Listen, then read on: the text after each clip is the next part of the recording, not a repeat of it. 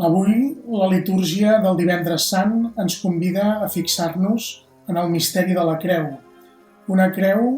en la que hi trobem a Jesús mateix. Ell que ha explicat al llarg de tota la seva vida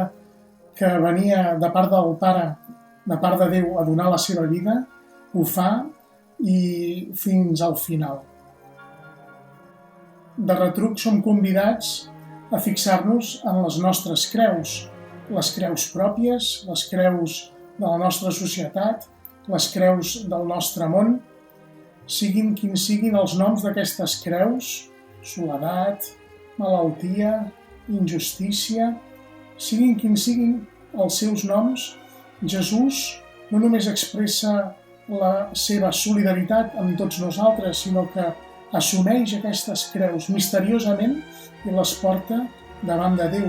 perquè sigui ell mateix i el seu amor el qui transformi aquestes creus en signes d'esperança i signes de vida nova. Us convido tot seguit a que us deixeu portar per les imatges que veureu i la música que anireu sentint de fons. És avui Divendres Sant un moment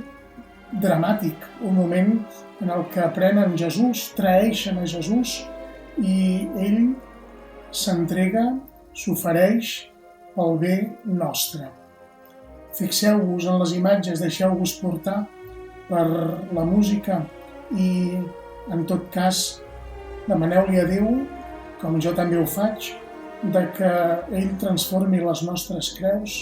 ell ens ajudi a portar les nostres creus en signes d'amor, un amor que va més enllà del que sembla humanament lògic.